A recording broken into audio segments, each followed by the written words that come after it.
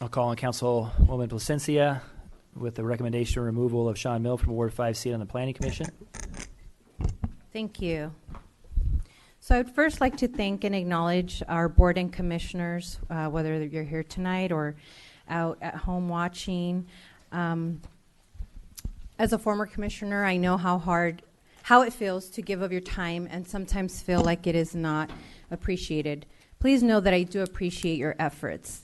As a newly elected official, my first request to our city clerk was to get a list of our commissioners and their terms.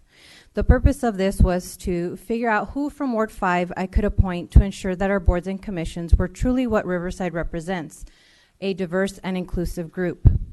Over the years, I have seen the lack of representation on our boards and commissions and chose to make equity and access a top priority. My goal is to advocate for our city's core values and serve with integrity. Unfortunately, my predecessor did not serve with the same values in mind. Sean was forced to resign from the Planning Commission in Santa Ana in July of 2016 because he lived in Riverside while serving on the commission in Santa Ana. According to the Orange County Register, he resigned 1 week before the next Planning Commission because a private investigator exposed him. On August 9th, 2016, 1 month later, Sean gets appointed to the Riverside Airport Commission, and less than a year later was appointed to the Riverside Planning Commission. My predecessor's way of governing and actions are not how I choose to lead, but I do feel it is my responsibility to act and correct what I believe to be wrong. Thank you, Sean, for being consistent. I expected nothing less of you than slandering me and inciting more divide in the ward and in our city. Your bullying antics only make me want to continue to advocate for a new commissioner that will serve with integrity and put Riverside's values first. Riversiders in the audience or at home watching, please take out your phones and Google Sean Mill's name before you come up here and leverage your reputation on this individual. I would be doing our city and fellow commissioners a disservice by allowing Sean to continue as a commissioner. I understand that our city adopted a Board of Ethics process. However, I do not believe that this case applies, as he is not my appointee, and as the city charter states, the members of each such board or commission shall serve at the pleasure of the mayor and city council. They shall be subject to removal by the mayor and city council by a motion adopted by 5 affirmative votes, with the mayor entitled to a vote.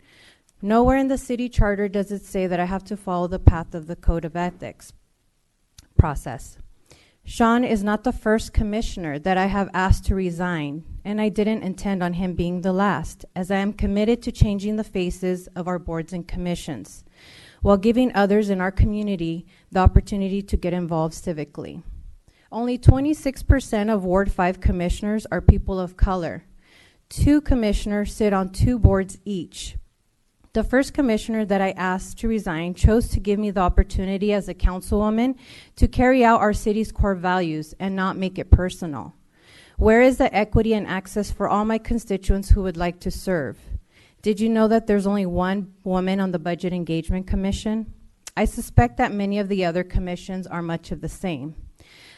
Why do I have to wait till their term is up and hope that they don't apply for a second term before I can work on our city's core values and bring a diverse perspective onto our boards and commissions?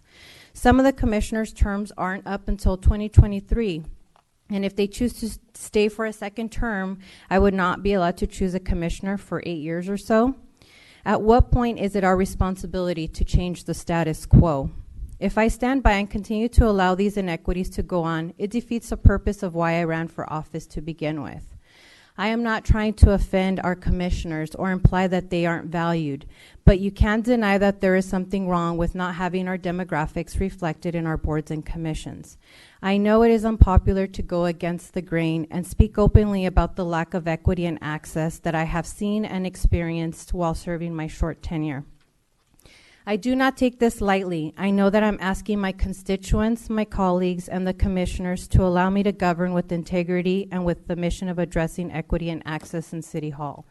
I have never wavered from my commitment to do what's right, regardless of the outcome or backlash.